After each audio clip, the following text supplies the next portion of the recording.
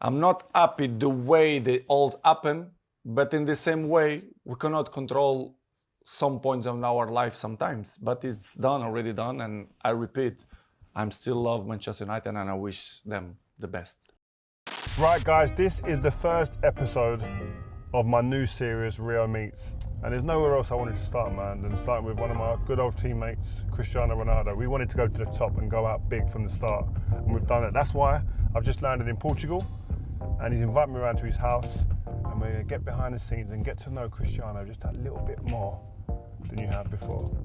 I'm looking forward to speaking to him about when he came to Man United, when he joined us as a little skinny, funny-haired, funny-teethed teenager and left as a Ballon d'Or winner. I'm looking forward to helping you guys understand what goes in to Ronaldo's life to make him the machine that he became, from start to finish. But you know what, we're almost there now, so listen, let's just get there. Let's get stuck in. Yo, are you doing jiu-jitsu or what? How are you? I'm Nice to see you. How you doing? Good, good. You're looking good today, looking strong. Yeah, sharp. All good? Yeah, nice, man. Good? Not bad.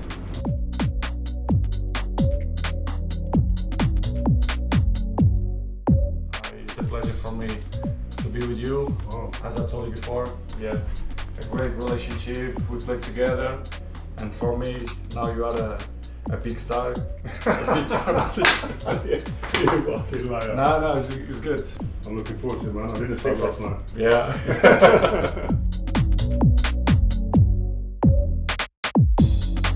Listen, man, I'm here. There's United pictures all over the place. Me and you lifting trophies.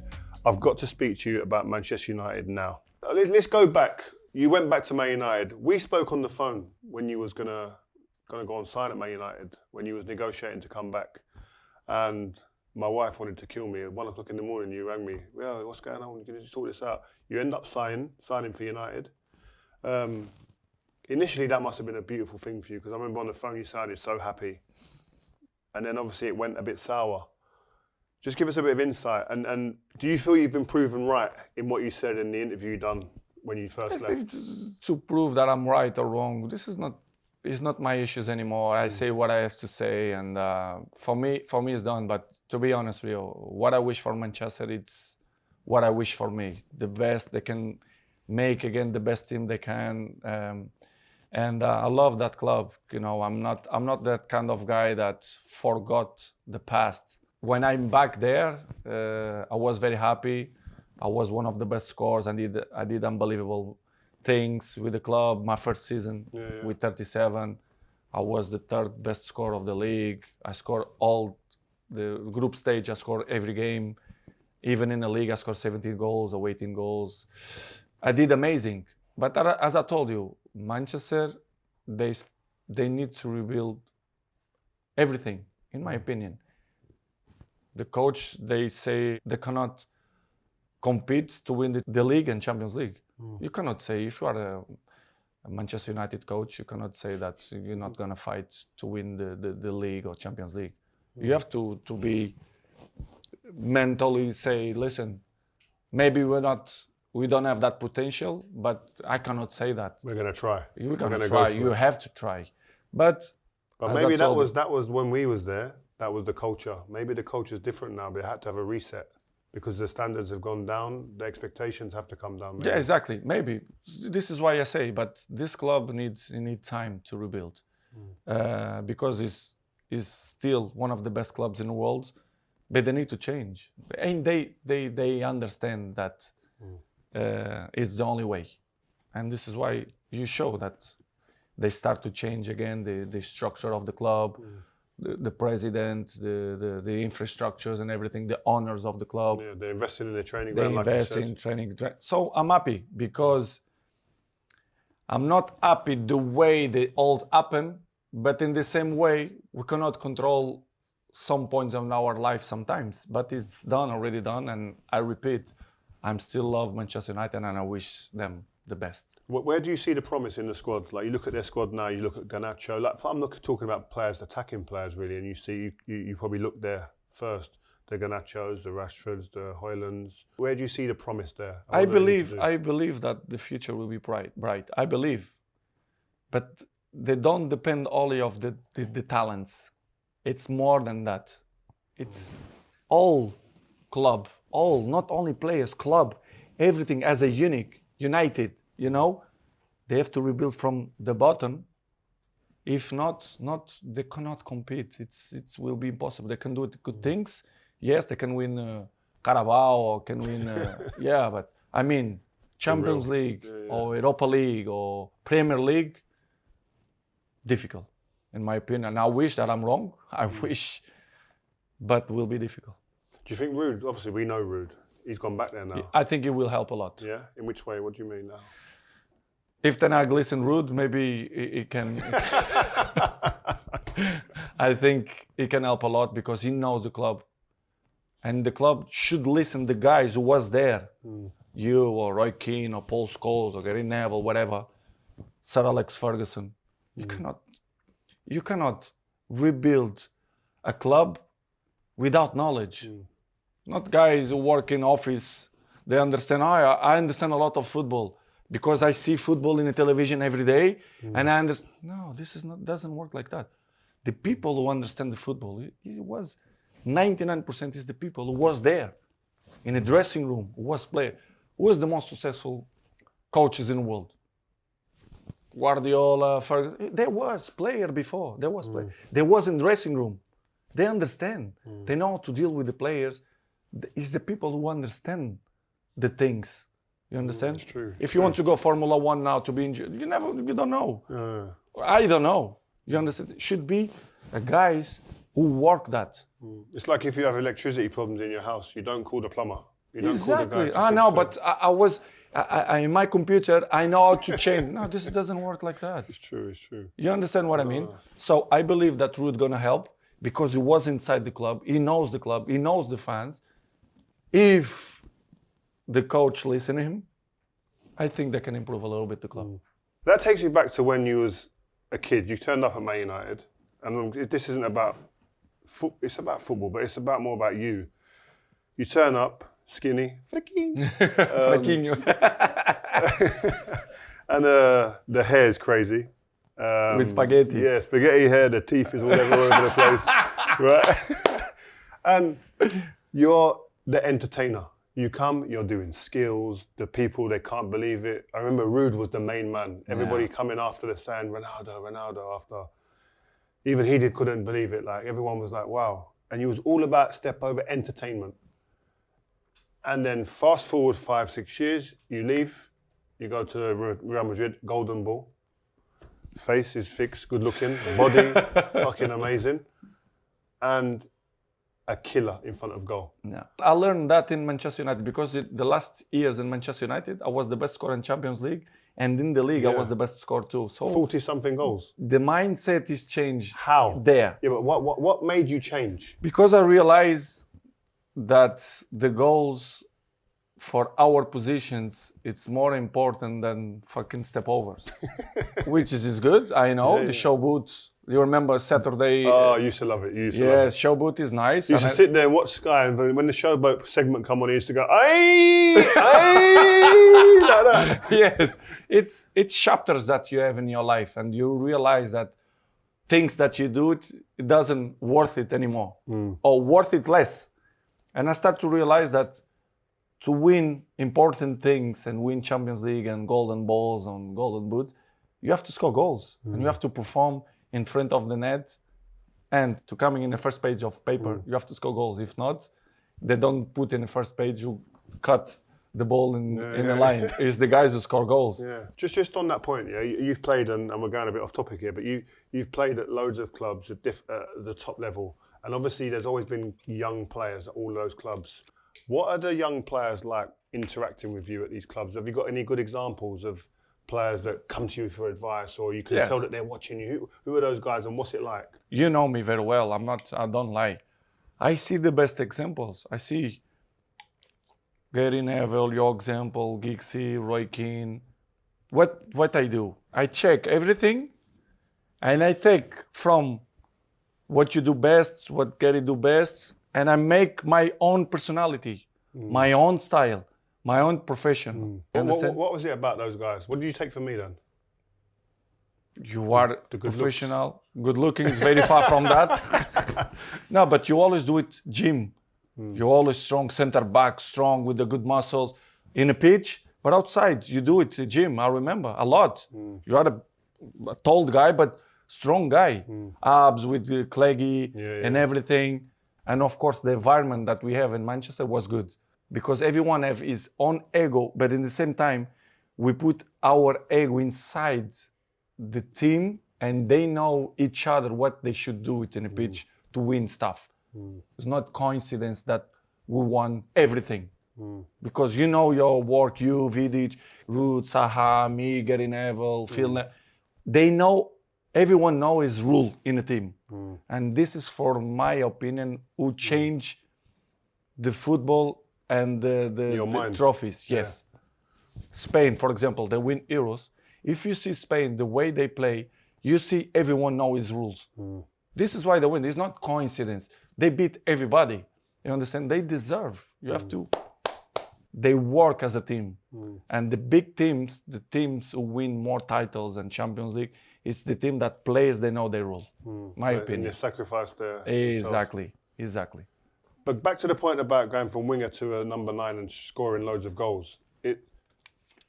What did you have to change? Did Sir Alex Ferguson give you any pointers? Did maybe Van Nistelrooy, or did somebody say to you, you need to change this? And like, what did you have to work on that was different from being a winger to become the crazy goal scorer?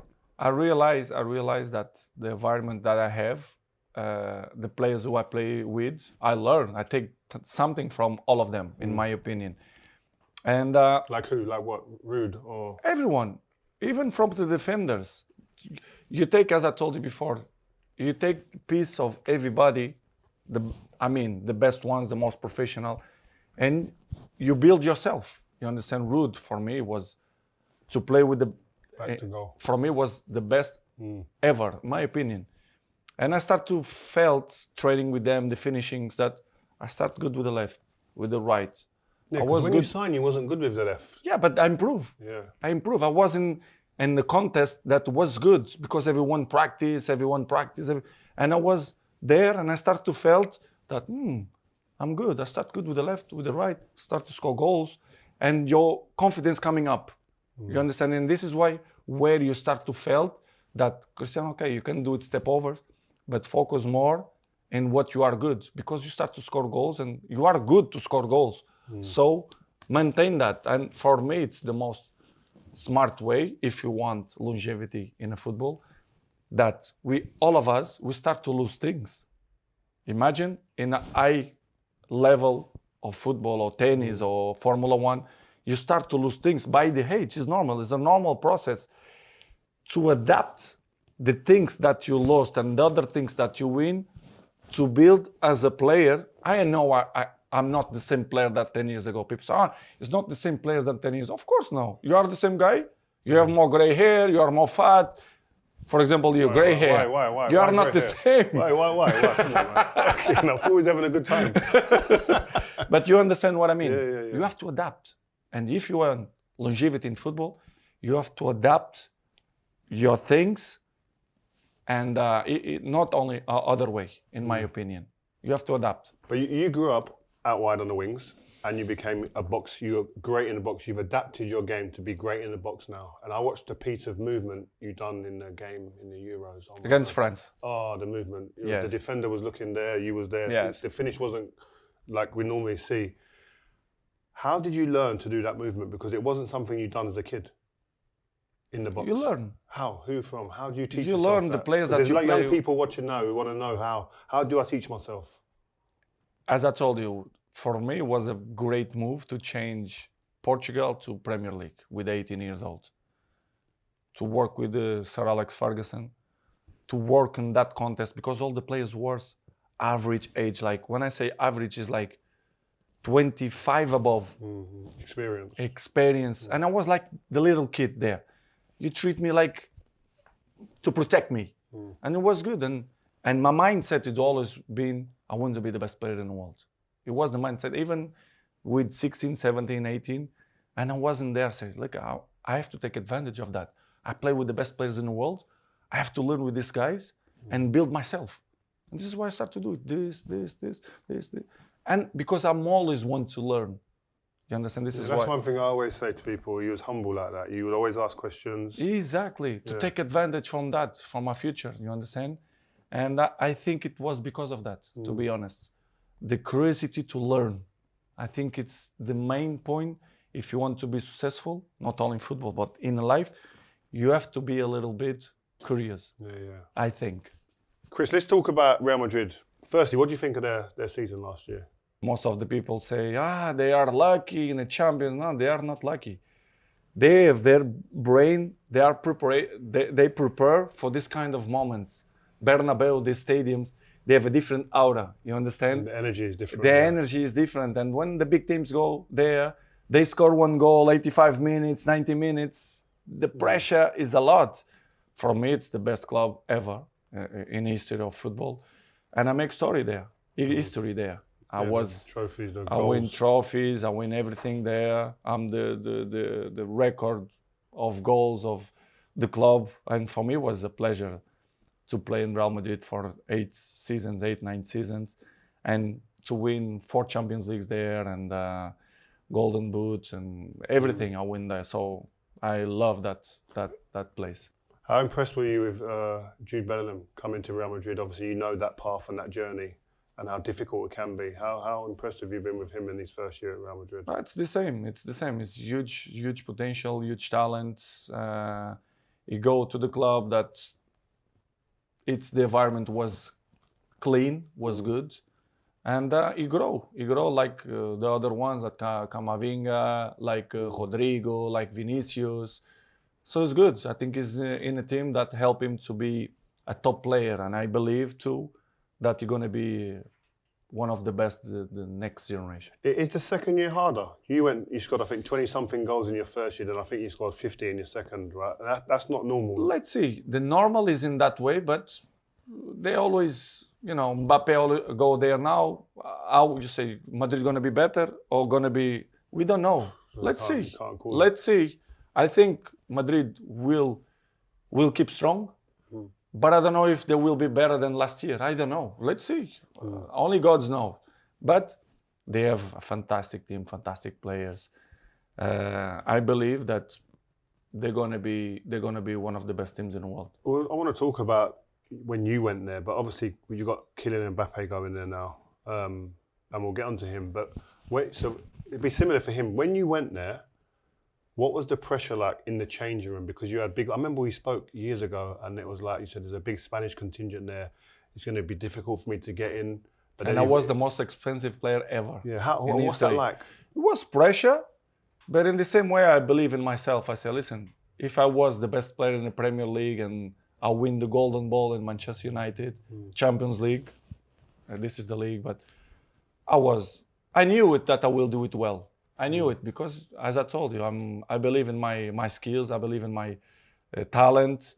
It was difficult because it's a different country. The adaptation. I was 24. We are still young, but in the same way, I was very, very, very positive. The best club in the world.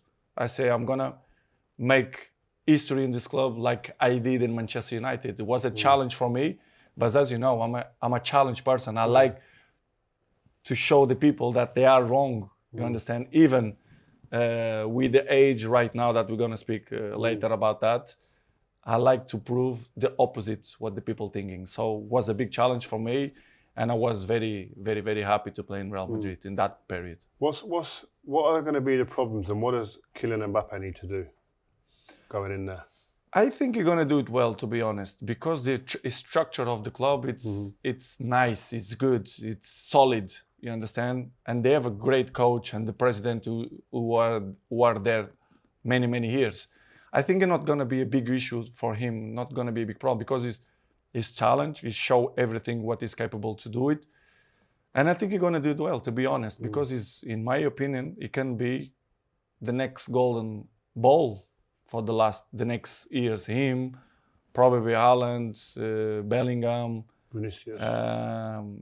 Lamine. I think it's this new generation, they have a lot of potential, but let's see if their head is clear and good and if they can deal with the pressure, because Real Madrid is not PSG. I can tell you. There is different environment. Spanish, they are different. But I believe that you're going to do it very well. So you just mentioned being closer to the end of your career than you are at the start. But you're finished, they say. Some people say, oh, he's finished. Yeah, finished. exactly. He's scoring that amount of goals. They say whatever they want. But Do you see all that? Do you listen to it? Do you hear it? Do you see it and use it as fuel? sometimes, but real, to be honest, I'm 39 and a half. I care less about what's, because even when you do it good, they criticize you, and criticize is part of your journey, you understand? So I don't care about that, because even if I will win the Euros, I will continue. My hunger will maintain the same, you understand? It doesn't matter for me if you win or if you lost. I will stand up the next day and I will continue. Bro, if I won the Euros at 39 years old, bro, the cigar, the feet would be up. The whiskey, I would be doing it all, man. And I don't understand how I can't. And I played elite football. I just still can't. So it surprises me. It astounds me sometimes when I hear you, and you're getting up every day the same like that, like you're 18 years old. It's hard to explain, but I like to make people happy too. You know, I have fans all over the world, and I see them highs when they see me. Just, you know, when I score goals, and they do it in the street every time, and I walk them. Yes, I want to make them happy, you know. Yeah. And I don't know when I'm gonna finish. And another thing that I learned, since you play more, you learn many things. And one thing that I learned in a few years is like, enjoy the moment, live the moment, because you don't know what's gonna happen tomorrow. So I know that I'm still looking good. I mean, fit. Not bad. I look good, you know, I feel that I still can dribbling, still shooting, score goals, jumping. The day that I start to feel that I'm not produce nothing, listen, I pack my bags and I go away. But it's far from that, because as I told you, I don't want to be cocky. I scored 16 goals this season. Now you're gonna 60 goals? 6-0. Wow, now you're gonna speak me about 5 goals you don't score in Euros. What's going on? What's the problem? I scored 130. I scored one. I'm the most goal scorer in the world history. Shit. But I will put the level even high. I will put the level even high. My challenge is to be 1,000 goals. You're gonna put to 1,000? I want to reach 1,000 goals in. Fucking hell! How old are you gonna be then when you're playing still? 40? Well, I will try 41. We don't know. Yeah. This is why I told you I want to live the present. But if I'm not have injuries, touch wood. This is for me. It's the most important. I want that with one different. All the goals that I score, they have video, so I can prove that it's. You're a bastard. You're a bastard. They all have video. You're talking about Di Stefano, you're talking about Listen, Pele, I these respect guys, all of them. Eusebio, they haven't got the My goals, all goals.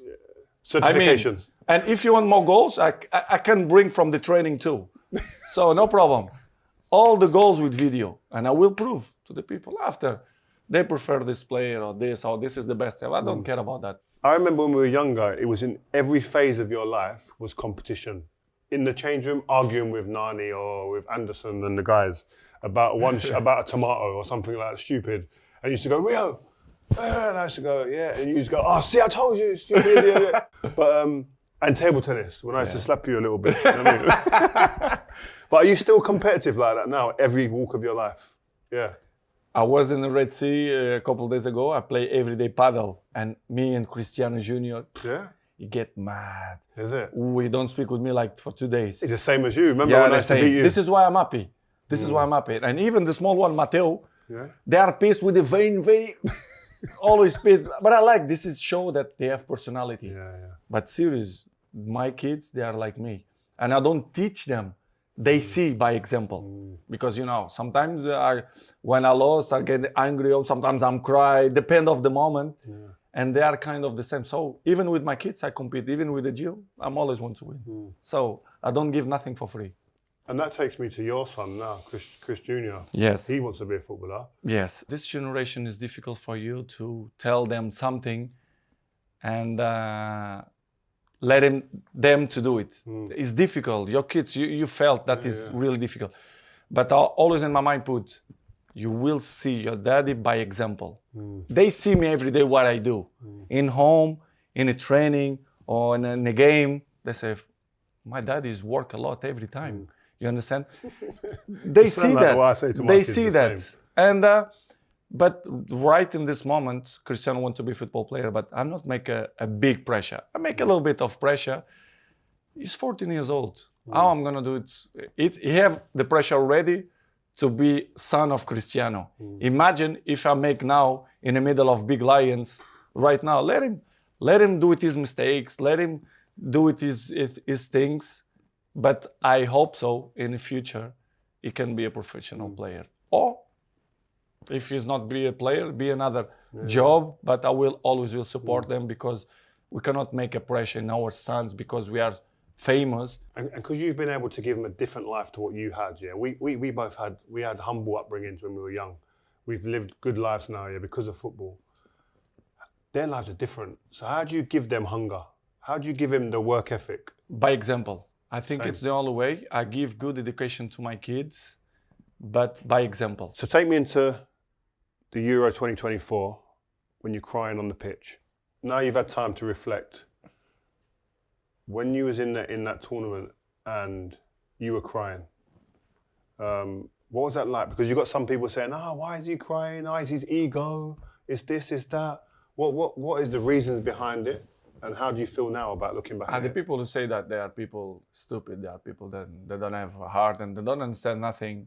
And it's much more easy to criticize that appreciate what you really have. You know, we know the press how it works. If you speak good, don't sell. You have to speak bad. It's normal. And if you speak about Cristiano, you're coming in the first page. It's normal because I'm the most follow guy in the world. It's not only because of my pretty face, but in everything, you know. Why Cristiano is the #1 follower in the world? Why? Why do you think?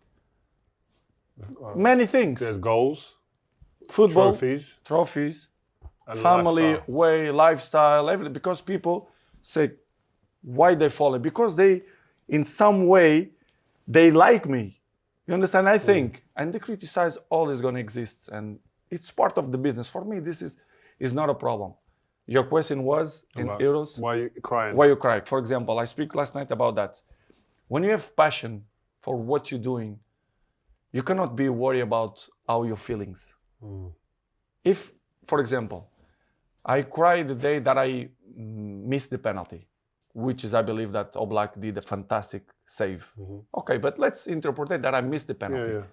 When I cry, it's not because I cry because I felt that if I don't score that penalty and if Portugal will be eliminated, the world will collapse on me. Not because of that, Rio. No. It's people they don't know me. It's, imagine that the last 27 penalties you score, you miss in that period, you feel like bad from yourself. You don't even think about that.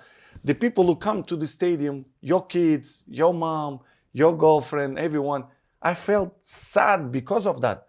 You think I'm thinking, I missed the penalty, but Portugal gonna falling down on me. They're gonna say that we felt because Cristiano missed the penalty. I didn't even think about that. I swear to God. Wow. I felt because I make pressure to myself. You know me. Since with 11 years old, I always make pressure to me. Cristiano, you are the best player in the world. In my mind, I'm always thinking in that way. And I put a lot of pressure to myself. You have good sides when the things go good, okay? But when the things go wrong, you feel that too because you make too much pressure to me. I make pressure to me. But I love that. I know to deal with that.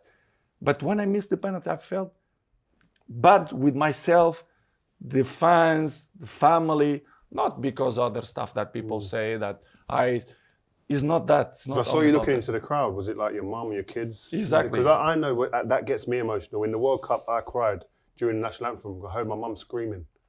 And it all came like this moment, what a moment. And I cried. It's a special moment. Yeah. It's the emotional moment. So when you saw your mum, that exactly, was you have to express yourself. You cannot hiding this kind of stuff. For me, if you're hiding, you lie to yourself. You have to be yourself. Doesn't matter if the people like or not. You think I'm gonna change now? Cristiano himself is always. I'm gonna change now. You think with nearly 40 years old, I'm gonna change? Of course not. Oh, you like me or you don't like me? It's part of the life. For me, it's not a problem. In the national team, it was like that. People say, he's done. He's 39. He's getting old. You know why? Because I didn't score a goal. Yeah. And the rest and the past. Well, in qualifiers, you scored like 10 goals. 10 goals. In the qualifiers. And before the Euros, I scored 2 goals against Ireland. But this is part, real. Even if I will score in Euros, not we will change what Cristiano are. You understand? People try to hiding stuff and speak bad. Listen, I don't score, no problem. Tomorrow, I will play against the national team, and I will try to score. If I don't score, next game, I will try to score. If Does that affect you? Like, I see when people are talking about, I was doing the TV and I see people talking about Portugal. Why is Cristiano playing all the minutes? Why is he's on the pitch the whole time? Why doesn't the manager take him out? What do you feel, or what's your opinion on stuff like that? Like, I guess the critics always gonna exist, but the people forget one thing: is Cristiano don't score goals. I scored 2 goals. I scored 2 goals. Imagine, is that rats if they miss one penalty during the game and will be the first shooting in a extra time. The penalty is kicked to be the first one. I scored 2 times. I was the first one to show that I miss, but I'm not gonna shy away. Big. I'm gonna be here. Even if I miss, I will shoot. You understand? And I scored 2 goals. A decision. Is that where you're thinking about your teammates then? You're thinking about, I'm going to show you, listen, confidence, to give you confidence. I'm always will be like that. I'm never going to shy away. Never. And you know me, since young, I'm not shy away. I'm not that scared ass that I have cramp. Which is I understand. Some people, they don't want to shoot penalty because they don't feel confidence. Pressure, it's okay. I respect that. But Cristiano never will do that. Never. Even if I miss one time, I will shoot the second time. If I lose the second time, I will shoot the third time. I'm not afraid. But always the people take the worst part, not always the good part. If you ask me, you want to score during the game? Yes, but doesn't happen. What I'm gonna do? I'm gonna cry. I'm gonna finish my career because some 2 rats criticize me. The world love me. The fans love me.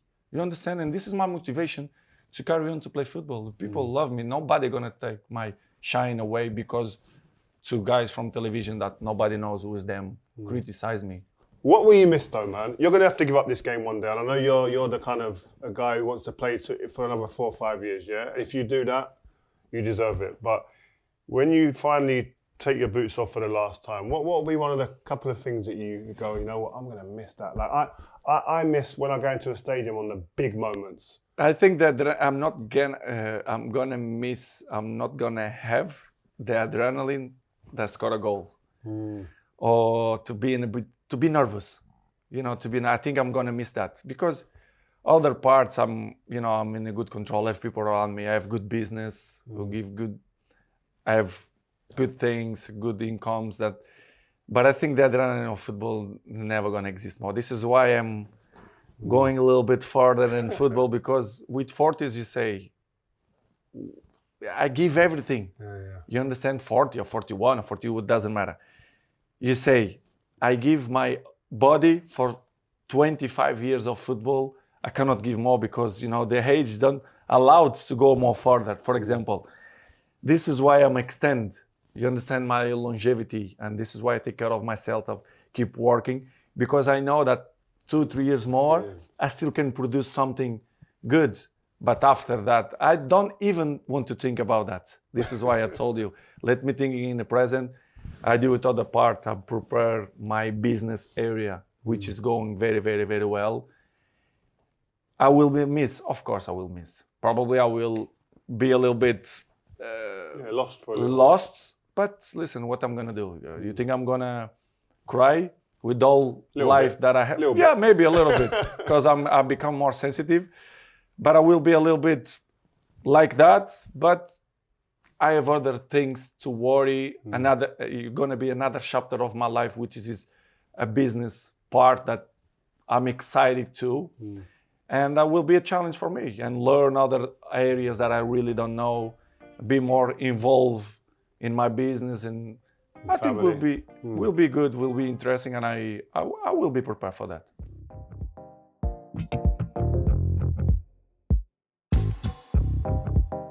That was good, man.